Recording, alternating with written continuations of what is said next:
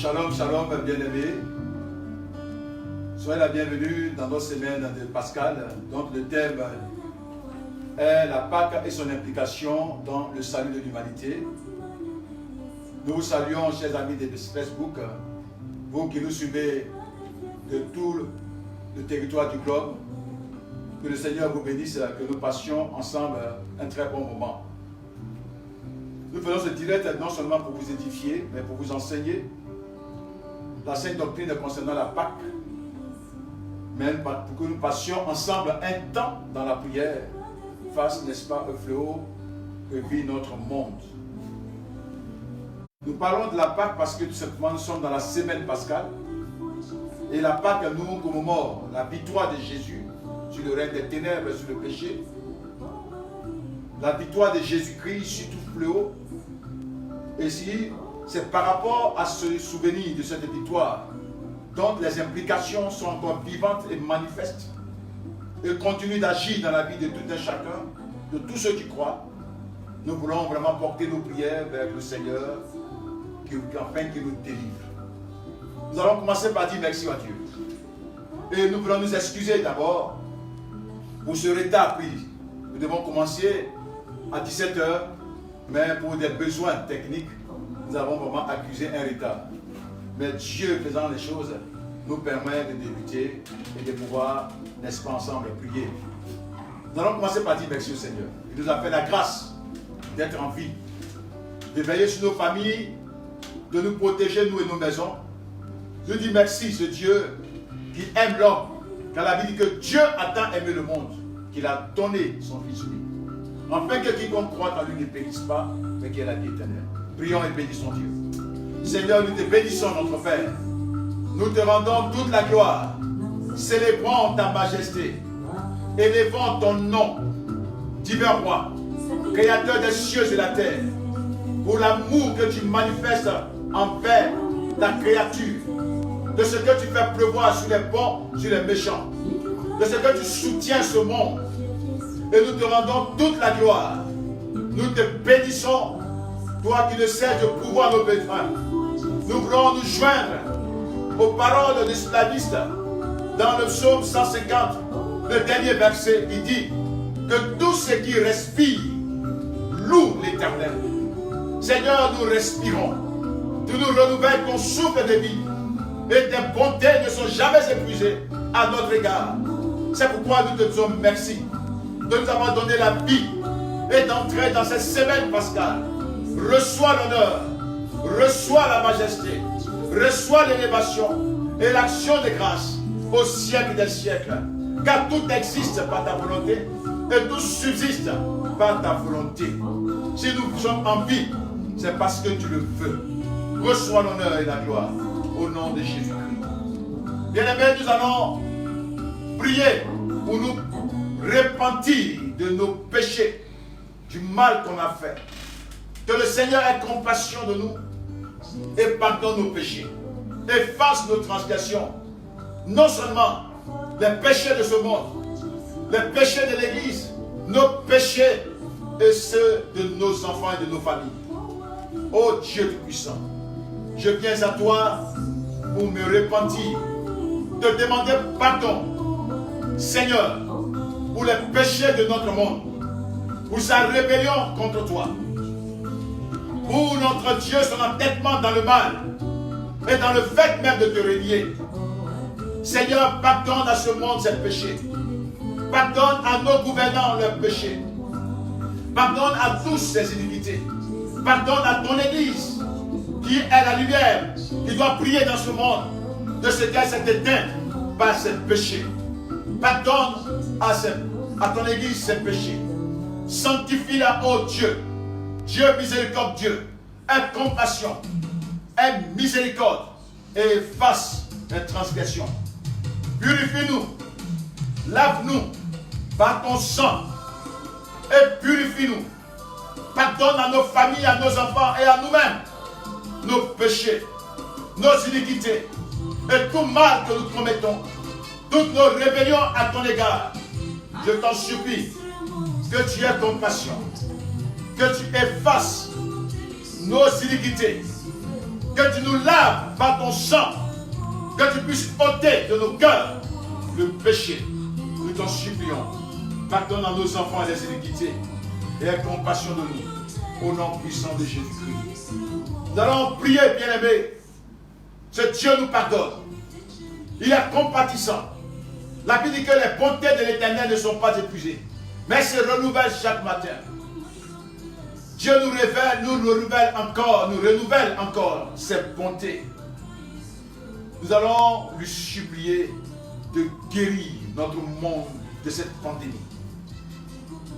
Qu'il puisse ôter ce virus qui a déjà fait des milliers de centaines de morts et des milliers de centaines de contaminés.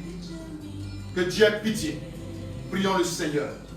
Oh Dieu, nous venons nous repentir, nous venons de nous repentir. Te demander pardon, nous venons pour que tu puisses guérir notre monde. Tu puisses délivrer ce monde de cette pandémie, de ce fléau qui le détruit, qui décime les vies, qui a déjà emporté à la mort des centaines de milliers de personnes, qui a déjà contaminé des centaines de milliers de personnes. Oh Dieu, nous crions à toi. Nous crions à toi. Vers toi, nous portons nos regards. Nous t'en supplions. Guéris, délivre. Tu es la solution à cette pandémie. Tu es la solution à ce problème.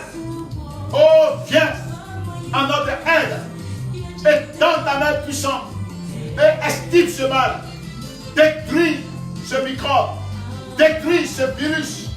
Anéantis-le par ta force toute puissante. Oh Père, guéris tous ceux qui sont contaminés. Nous crions à toi à leur faveur. Aie pitié. Oh, ne tiens pas compte de leurs péchés, de leurs fautes, mais tiens compte de ton amour, de ta bonté, pour les sauver, pour les délivrer, pour les guérir de ce fléau, au nom de Jésus-Christ.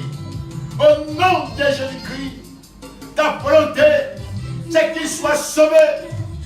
Que le Dieu qui guérit, guéris-les, délivre-les, visite-les là où ils sont couchés, là où ils sont, partout, sur toute l'étendue de cette terre, de l'extrémité de la terre à l'autre. Visite-les et guéris-les au nom de Jésus.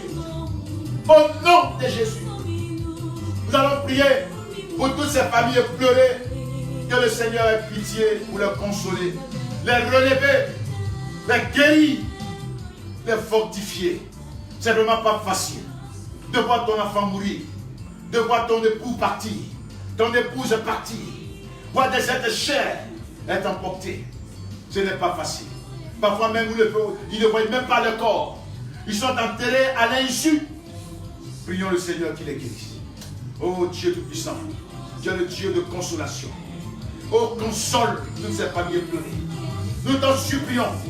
Console-les. Seigneur, je t'en prie. Que tu guérisses les cœurs brisés. Que tu guérisses les cœurs brisés. Que Seigneur, tu les consoles, tu les relèves de cette épreuve. Que tu apaises les cœurs. Que tu apaises les douleurs. Que tu leur donnes l'espérance. Qu'ils continuent de vivre, de marcher. Manifeste ta gloire. Seigneur, ô Père, les orphelins, les veuves, Seigneur, toutes ces personnes, console-les. Console-les, je t'en supplie. Tu es le Dieu de consolation. C'est toi qui consoles. Tu es le véritable consolateur. C'est toi qui peux relever l'homme. C'est toi qui peux le relever psychologiquement, moralement et spirituellement.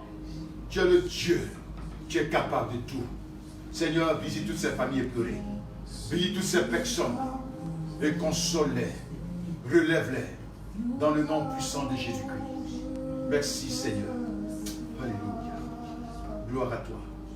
Nous allons prier pour tous ceux qui ne sont pas contaminés, que le Seigneur les protège. Qu'aucun d'autre ne soit pas contaminé. Qu'ils demeurent toujours en bonne santé, eux et leurs familles. Prions. Seigneur notre Père, nous prions pour ceux qui ne sont pas atteints par cette pandémie. Nous prions pour eux et leur famille, afin que tu les gardes tous. Sois les bannières, sois leur abri sûr. Et apporte-leur la paix, le soulagement, dans le nom de Jésus-Christ. Protège-les, ô Dieu, et environne-les de ton feu. Qu'ils ne soient pas atteints, ni contaminés. Que cette pandémie ne fasse plus de victimes. Dans le nom puissant de Jésus-Christ. Cette pandémie a porté atteinte à l'économie. Nous allons demander au Seigneur de pouvoir aux besoins financiers et économiques des nations et de tous les hommes. Prions. Seigneur notre Père, ô Dieu, viens et pouvoir aux besoins de tes créatures, de tes enfants. Seigneur, c'est toi qui vas pleuvoir sur le bon, sur le méchant. Les donne à manger. Même donne à manger aux oiseaux du ciel et à toutes les créatures. Seigneur, prends soin de notre monde. Donc notre Père, l'impact épidémique, notre Dieu, a eu notre Père des effets négatifs sur l'économie, sur les finances des familles. Certains ont été mis au chômage technique sans même accompagnement. D'autres sont confinés sans même ressources. Comment vont-ils vivre? C'est pourquoi nous crions à toi. Prends soin de ces personnes. Donne-leur à eux et à leurs familles, à leurs enfants de la nourriture. Que nul ne manque à manger. Relève l'économie de toutes les nations. Afin que les projets de solidarité sociale aient de l'impact considérable. Soulage et donne à manger et à vivre à la population. Touche le cœur de toutes les structures et les entreprises, les plus fortes comme les moins fortes, à un élan de solidarité. Manifeste ta gloire. Je t'en supplie que les entreprises ne mettent pas la clé sur le paillasson, mais donne-leur d'être tenus, de se tenir toujours debout. Manifeste ta gloire et ta puissance. Merci Seigneur. Merci. Toi qui, en ce jour-là, viens porter nos infirmités, nos maladies. Toi qui viens porter nos peines, nos souffrances. Oh Dieu, délivre ce monde. Jésus. À toi la gloire et l'honneur, la majesté, au nom de Jésus. Amen. Soyez bénis, bien-aimés. La Bible dit que si 2 ou 3 s'accordent sur la terre pour demander quoi que ce soit à notre Père qui est dans les cieux, au nom de Jésus-Christ, il leur sera accordé. Croyons que la prière que nous avons formulée ensemble, en unissant dans la prière, nous sommes exaucés. Les besoins que nous avons formulés nous sont accordés. Et nous croyons. Nous allons passer maintenant l'enseignement à la parole de Dieu. Je voudrais vous inviter à prendre vos Bibles là où vous êtes. Et vous inviter à pouvoir être attentif. À ne pas vous laisser distraire. Pour que vous compreniez la pensée de Dieu. Et que vous le serviez correctement. Le thème de notre semaine pascale, je le rappelle, est le suivant: la Pâque et son implication dans le salut de l'humanité. Quand on parle de l'humanité, on parle non seulement de tous les hommes, mais aussi des créatures, de la nature elle-même. La Pâque a une implication dans le salut. Et quand on parle de salut, on parle de délivrance.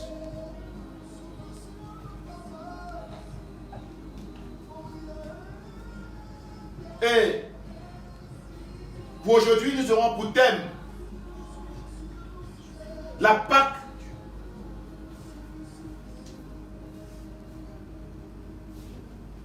Son origine historique est divine.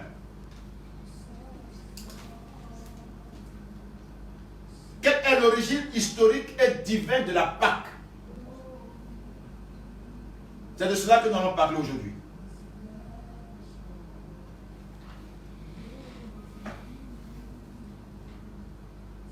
Nous parlerons en premier grand point de l'origine divine de la Pâque chrétienne.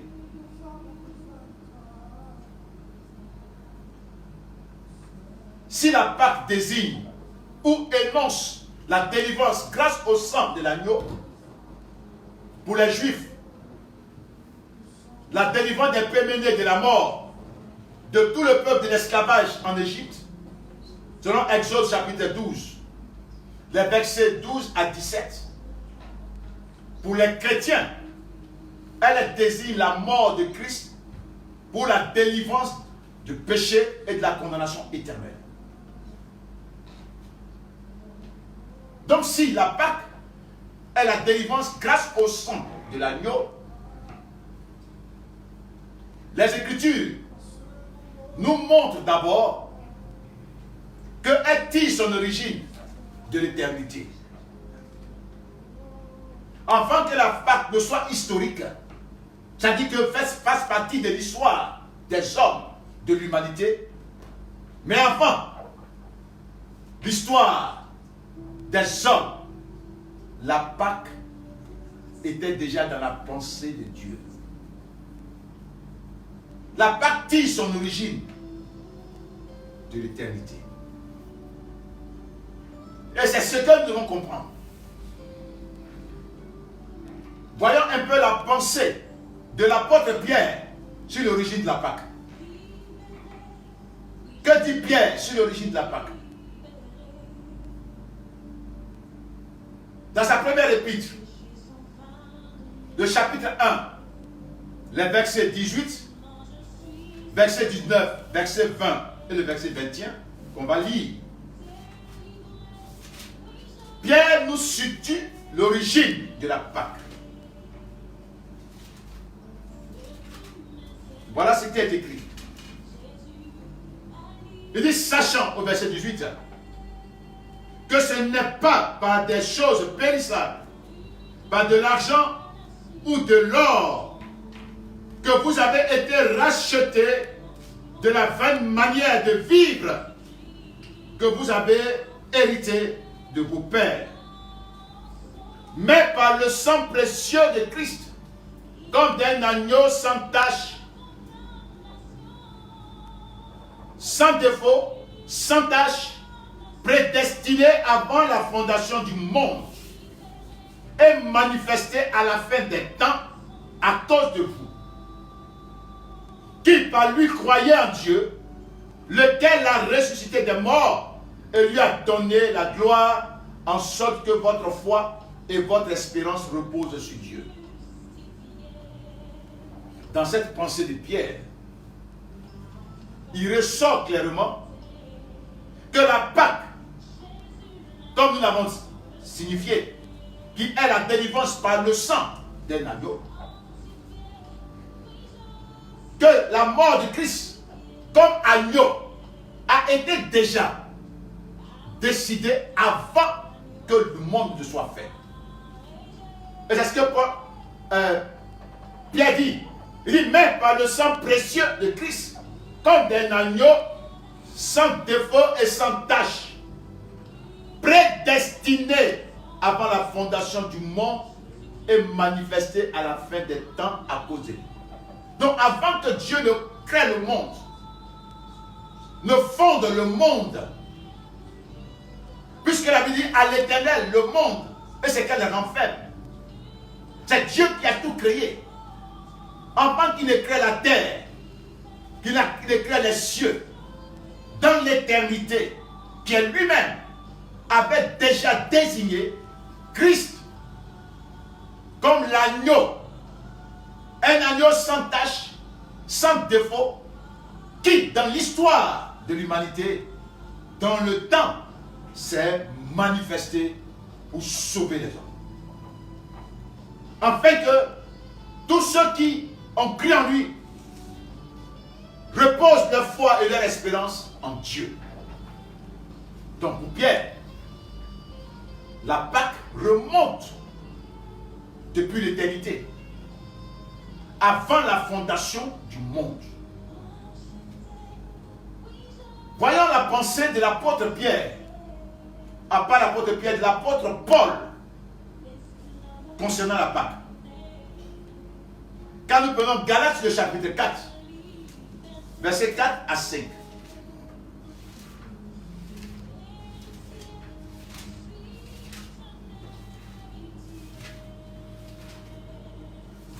Galates, chapitre 4, versets 4 à 5. Il dit, mais lorsque les temps ont été accomplis, Dieu a envoyé son Fils, né d'une femme, né sous la loi, afin qu'il racheta ceux qui étaient sous la loi, afin que nous ressuscions l'adoption. Paul dit que il y a un temps qui s'est achevé et un autre temps qui s'est accompli. Quand ce temps qui est achevé est arrivé à son accomplissement, Dieu a envoyé son Fils, né d'une femme, né sous la loi, afin qu'il racheta. Ça veut dire, or, le rachat des hommes de nos péchés a été fait par la mort de Christ. C'est en sa mort qu'il a racheté les hommes. Donc Jésus était désigné avant que le monde ne soit fondé comme sacrifice, comme agneau. Quand le temps décidé par Dieu est arrivé à son accomplissement, il est né d'une femme sous la loi, sous un régime, sous la loi, pour racheter par son sacrifice tous ceux qui sont sous la loi et ceux qui aussi qui ne sont pas, pour qu'ils reçoivent le droit d'enfant de Dieu. Donc, la Pâque existait dans le cœur de Dieu. Et l'animal, ou du moins, le moyen de cette Pâque, c'était Christ, le sang, son sacrifice. Donc la mort de Jésus n'est pas un incident de parcours, mais c'est une volonté divine déjà prédit avant que Dieu ne crée le monde, qu'il ne fasse les hommes et que les hommes pêchent. Mais allons plus loin.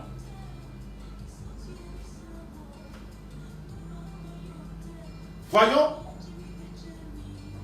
la bénédiction du patriarche Jacob. Jacob, à la fin de sa vie, va réunir tous ses enfants et va bénir chacun d'eux. Dans la bénédiction qu'il attribue à Judas,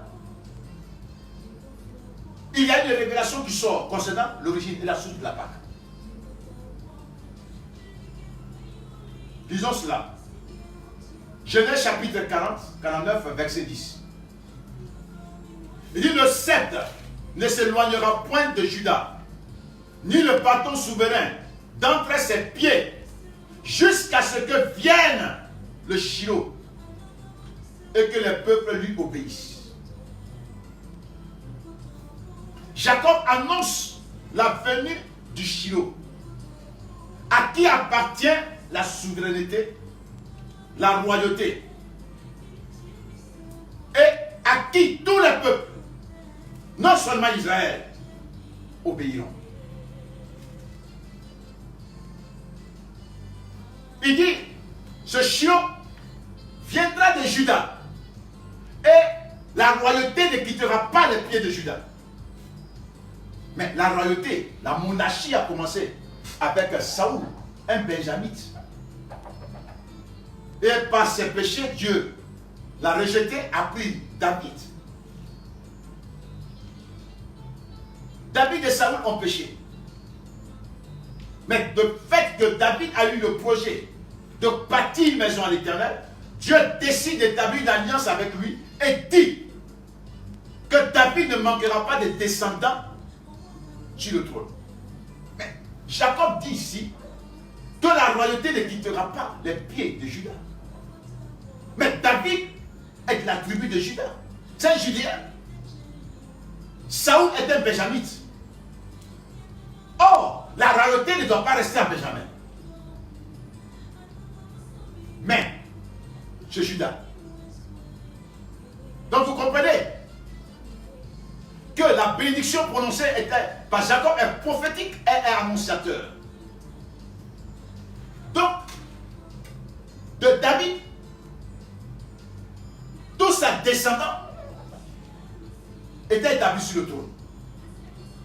Même quand les tribus se sont divisées en 2 royaumes, mais sur Judas, c'était la famille de David qui régnait, c'était sa postérité qui régnait.